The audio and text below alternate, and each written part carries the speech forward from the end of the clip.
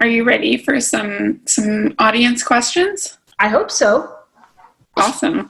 Great. So I think I'll start. Everybody can keep them coming, sending them on in. Don't be shy, but I'm going to start from the first one that I see, which is from Ed Tweet. And he says, how many stayed after the war? In Wisconsin, I hear that many wanted to stay and did after the war. Many did. Many did. I'm still trying to find an accurate number, but many did immigrate back. The problem was it's expensive. It was very expensive, and it almost, when you got sent back from the war, I should have added this, when you got sent back after the war, the government actually paid you for, your labor in one shot. You didn't get paid per day. You got paid as soon when your work was done. So when they're shipped back to Germany, especially the Germans, we have a lot more documentation on this. When they get shipped back to Germany, they either have to be filed through London, or they have to go through England, or they go through France. If you went through England, you were the lucky one because you actually got your check. You could cash your POW check. And so we have some guys that got out with $91 in their pocket, which was substantial going into war-torn Germany. You had others with $150 in their pocket. And this money is actually instrumental to rebuilding Germany after the war, especially Western Germany. And then, but if you went through France, France seized your possessions. And so all of that work, you got your money, you got your American check, and France used that money to fund their rebuilding. But yes, if you had the money going back, most wanted to immigrate, but not everyone could afford to immigrate to the United States. Some got in because they wanted to get married, or they did marry. We see this a lot in the Midwest, where you do have, Wisconsin especially, just because a third, at that time in 41 and 42, you had a third of the state speaking German as a primary language. So the Germans had, they actually did quite well, and one of the reasons why German influence and German Americans are so predominant there. They had both the immigration in the 1870s with the Second Industrial Revolution, and then they came in with, they immigrated after the war. But yeah, I don't have exact numbers on it. I would love them though. Awesome. Great. And then from Tashina Melton, is there a source to find more about the POWs in the mid, particular the Indiana ones, but any would be helpful? The Indiana ones, they're around. I found that your best sources are not going to be from mass market, like Oxford University Press is not talking about this. But when you go into food side or those little museums have these little books. That's to answer your question about Wisconsin in particular and why I've got such a rich database on Wisconsin is there was a book and she was a high school history teacher. And she's like, this story needs to be told. So in the 70s, she went down and she interviewed and she went to every POW camp that existed and did all the research. And now we benefit from it. I put it in the PowerPoint. It's called Stalag, Wisconsin. It's by Betty Crawley. It's amazing. She's got the numbers. She dug through the newspapers. Just amazing research. And I'm sure Indiana has one somewhere. The other one I just want to say is Juan is doing a magnificent Bracero presentation tomorrow. And I'm so sorry, Juan. I didn't mean to steal your thunder because you're going to be amazing. You inspired me to research the Braceros. So I will probably be your better expert when it comes to POW serving. Somebody asked me about the Japanese, though. Yeah, I know. Juan's been emailing me. He's like, we're doing the same thing, but it's going to be a different yes, approach. Yes. So I don't want everybody to get upset. But I think Juan, I'm so sorry. No, and it's an important topic and one that it seems like a lot of students will be able to engage with because it's still relevant today. So I think it's good to focus on it. But here's a question from David Trail. Were Braceros allowed to return to Mexico briefly and then come back to the U.S. for one reason or another? That was actually the protocol. They had to. So when your contract was done, you went back. Most had middlemen that would work that contract in between. And really, if you did a good job, you got kind of handpicked by that farmer to come on back. So there were ways kind of around it, so you didn't have to go fully back, but you had to go back for processing to pick up the new contract. And one of the big reasons is, don't forget, the U.S. loves paperwork, and so they actually did keep a lot of files on this. Yeah. All right. From Jennifer Masood, other than the financial difficulty for former POWs to immigrate after the war, were they looked down upon for having previously been the enemy when applying for visas to immigrate to the United States? We just learned about the war brides and the timetable for immigration. How long was the process for former POWs? Former POWs, it depends. It depends on where they were placed. In the South, very difficult. In the West, it took a while.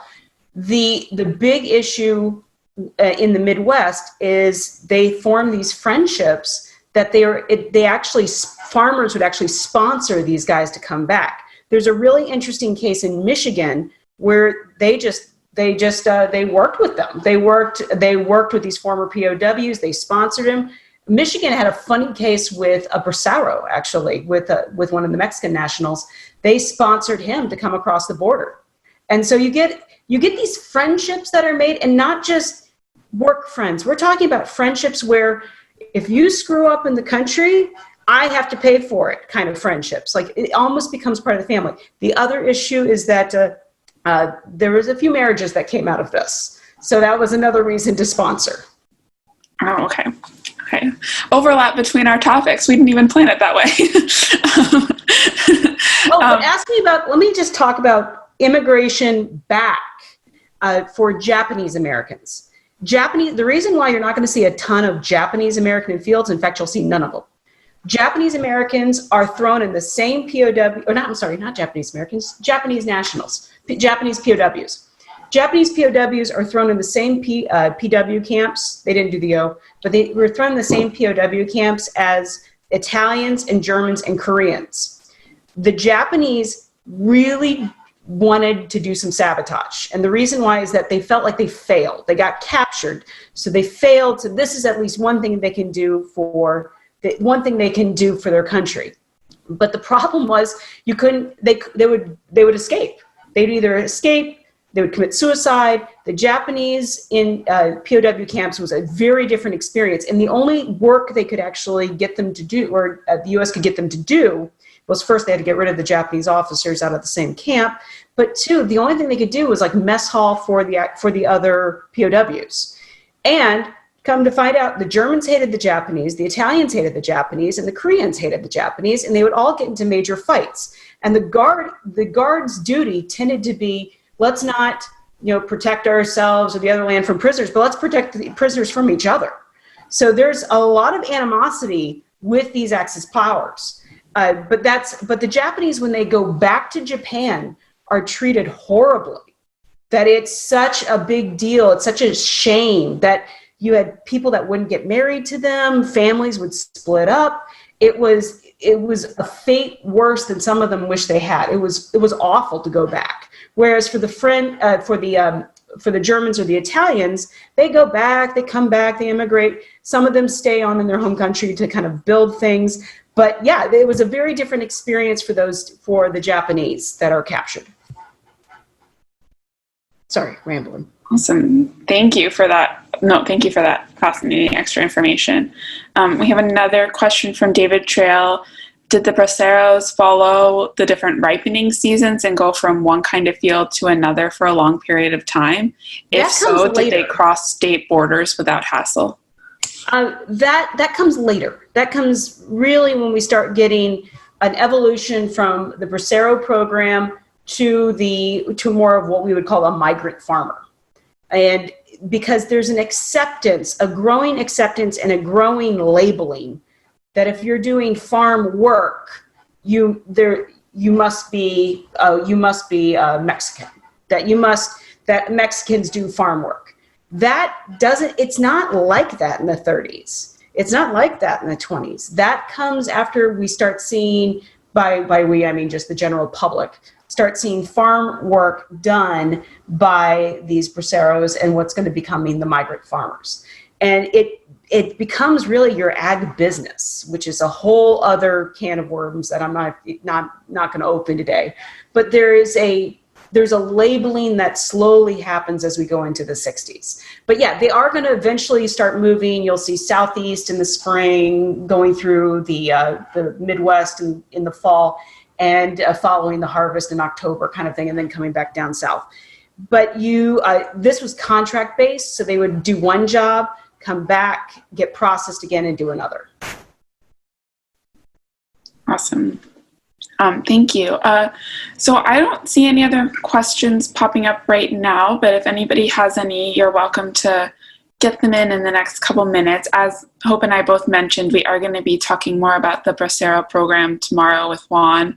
And he is amazing. So I will give you...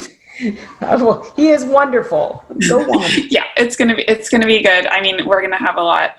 Here's another one from Ed again. How much did this program lead to the Cesar Chavez civil rights movement that you're aware of? It's right there. I'm going to hold Juan to answer that one because I have a feeling he's going to be storming that one real quick. I'm more into the technology. I'm more into the ag of it, especially soil restoration that we saw after the Dust Bowl. The Dust Bowl and teaching the Dust Bowl, we kind of shove it into the Great Depression as teachers, and I teach econ, so I throw all this stuff in there too.